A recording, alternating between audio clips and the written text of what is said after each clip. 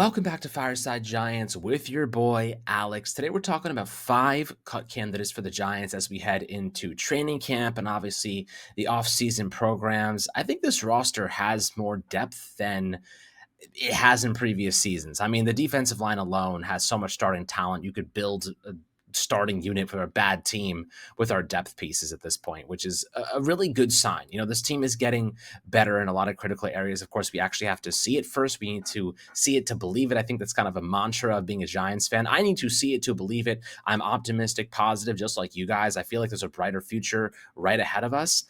But I really got to see it with my own eyes. And I think that we will see semblances of that, at least direction, that positive direction that we are so eager for and so desperate for at this point. But I think there's some really interesting position battles unfolding on both sides of the football as we enter training camp in a couple of weeks.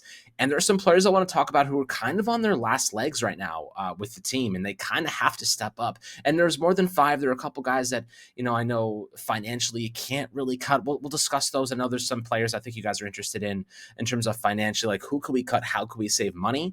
So I do have some insight into where we could potentially go in that direction.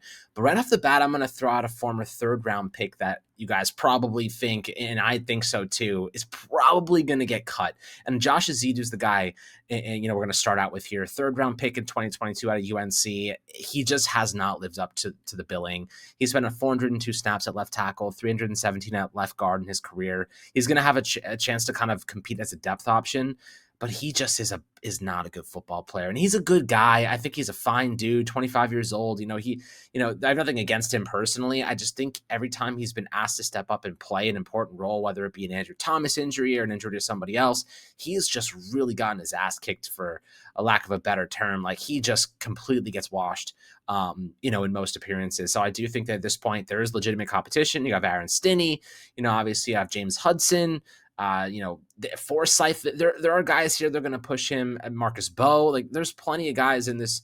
Even Evan Neal, you could throw into the mix there. So he's going to have a lot of competition. Greg Van Roten's another one you could throw into the mix. I think he probably gets cut. I think that's probably the number one guy that I'm like, I think that his time might be done. A waste of a 3rd-round pick from a couple of years ago. Really unfortunate. Never really took any steps in the right direction.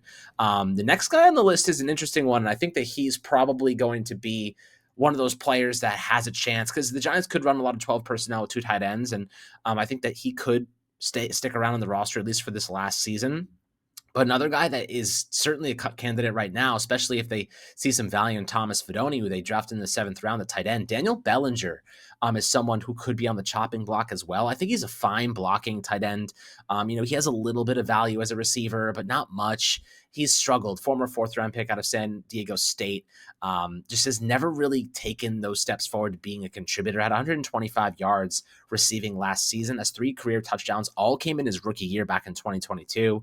He's not been horrible when asked to be, a component in the receiving game, but he's also not a great option either. So I think the Giants are definitely looking in the direction of Theo Johnson being that primary guy. Of course, if you watched my episode yesterday, or for the members only, dropped the day before, Theo Johnson's a guy that I think could have a breakout season. Bellinger could get lost in the shuffle there. So I think Bellinger's another guy that's going to be really trying to stick around on this roster. There's a lot for him to prove, but he's running out of time. So, someone to keep an eye on. I don't think they have enough depth to say, oh yeah, like Bellinger is 100% going to be cut, unless a veteran, shakes free after training camp went out before the season starts in preseason. If another veteran shakes free that has a little bit more upside on a minimum contract, I think the Giants could end up cutting Bellinger and swapping for somebody else with a little bit more potential, a little bit more, maybe more proven experience.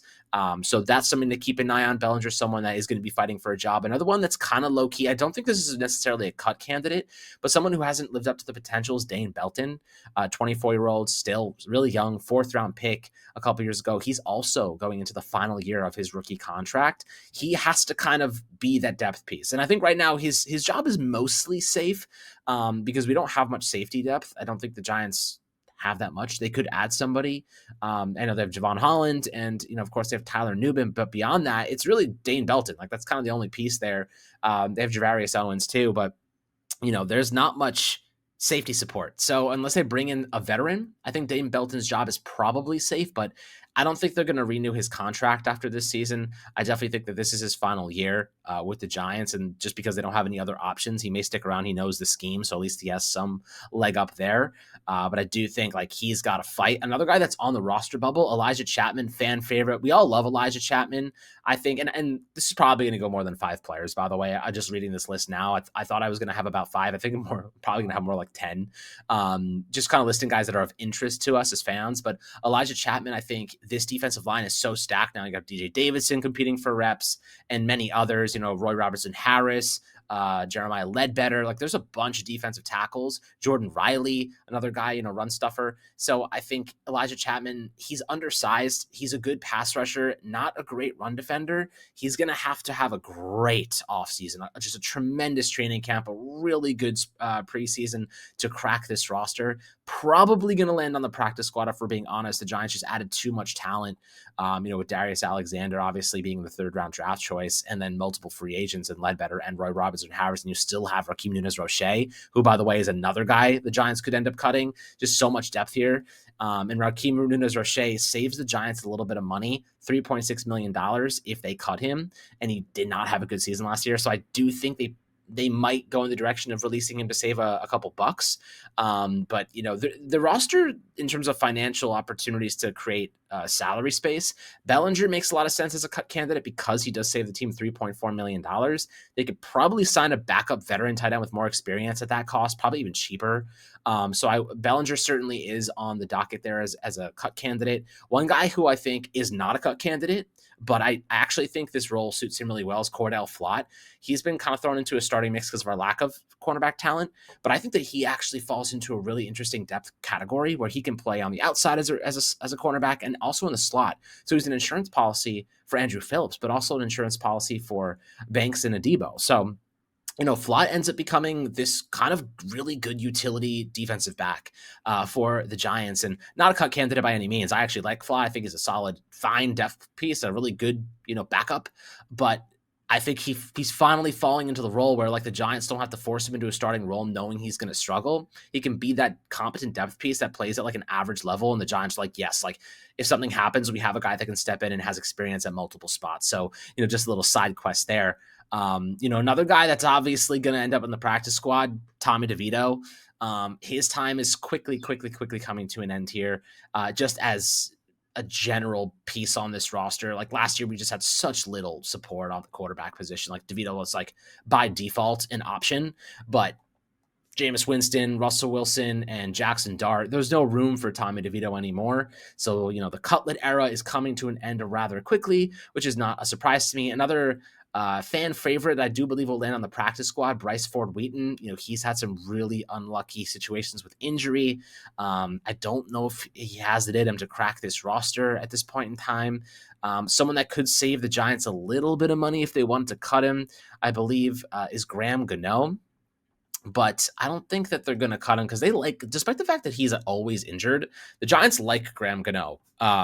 They would save $3.2 million by cutting him, but they'd also have to cough up $2.5 million dead money because I think they restructured his contract at some point. So I don't think the savings warrant cutting him. So he's going to be the Giants kicker this year. So I wouldn't expect any big surprises there. Eric Gray, I think he's done, unfortunately, and I'll explain why. Eric Gray, being a late round draft choice, a 5th-round pick a couple years ago, just has not carved out a role. Like he doesn't do much between the tackles. He doesn't have breakaway speed. He's not a great receiver. He's not a great block. He's just kind of bled everything. You draft Cam Scatabo, you have Tyrone Tracy. And the reason why I think Eric Gray probably gets cut is because you can't really cut Devin Singletary. And the reason for that, and if you're hearing, cut Devin Singletary, having a veteran on the roster, by the way, at running back is not a bad thing. And the financial aspect of it, that makes no sense. So the reason I say that is if the Giants cut him, they save $250K. That means they have $6 million in dead money on the books.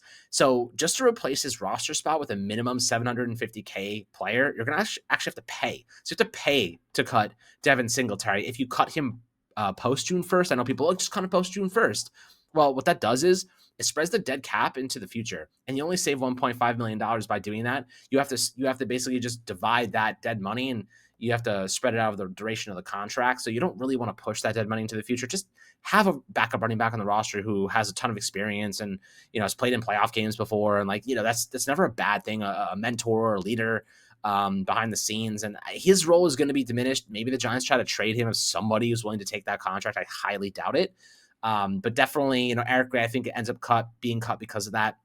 Trey Hawkins is another guy that he's got to prove something ASAP. Like it's now or never for him.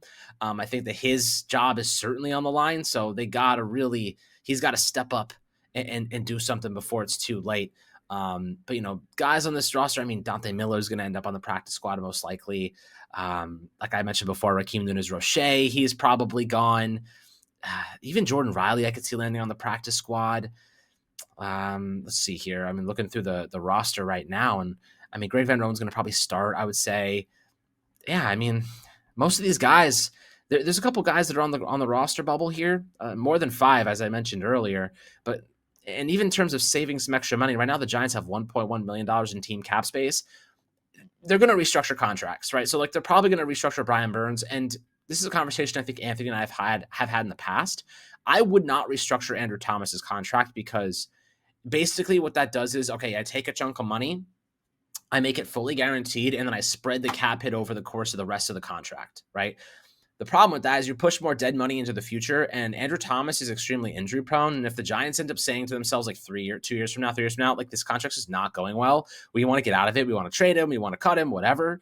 Like you can do that without having more dead money in the future. I think at this point in time, Brian Burns' contract is probably going to age better than Andrew Thomas's. So you can restructure Brian Burns' deal up to $16 million. They don't need to, restructure that entire amount. They can also restructure Dexter Lawrence.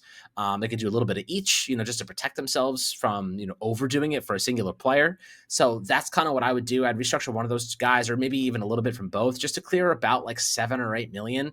After rosters cuts, they'll have a little bit of money added on too. So, that is, something to consider. They've already factored in. Actually, I don't even think they've factored in some of these rookie deals yet. So they're probably negative like $7 or $8 million. So they're going to have to restructure a bunch in that case, which means probably restructuring Dexter Lawrence at least 4 or 5 mil, and then Brian Burns maybe even 10 mil of his 16 available. So they're going to have to make some moves there for sure. But I'm curious what you guys think in terms of guys that could be on the roster bubble so far. The guys that I do think, just to kind of overview it, is Daniel Bellinger. The financial actually makes sense for him to get cut, unfortunately. I don't think Dane Belton is on the roster bubble because our depth at safety is not necessarily encouraging. It's not great unless they bring in somebody else, which I don't think will be the case.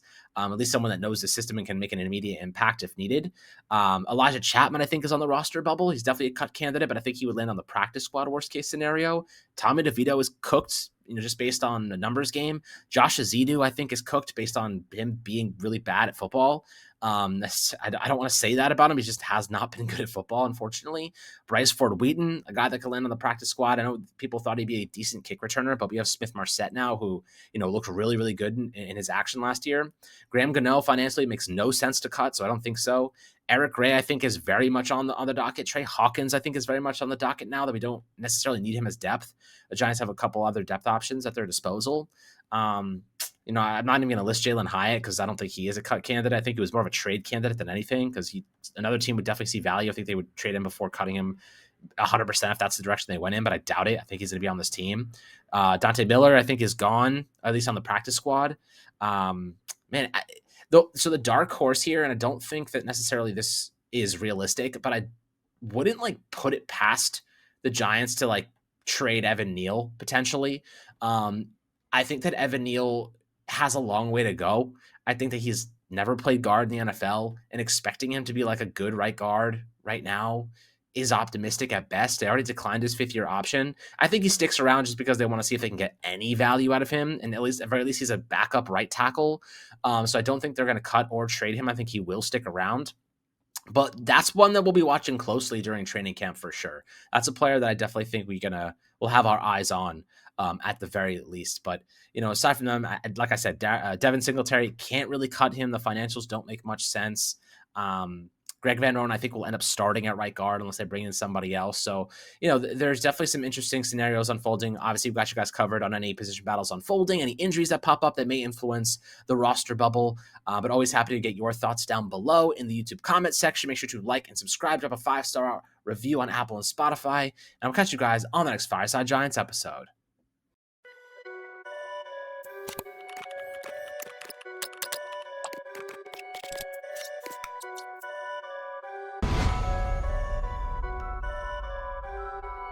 Perfect.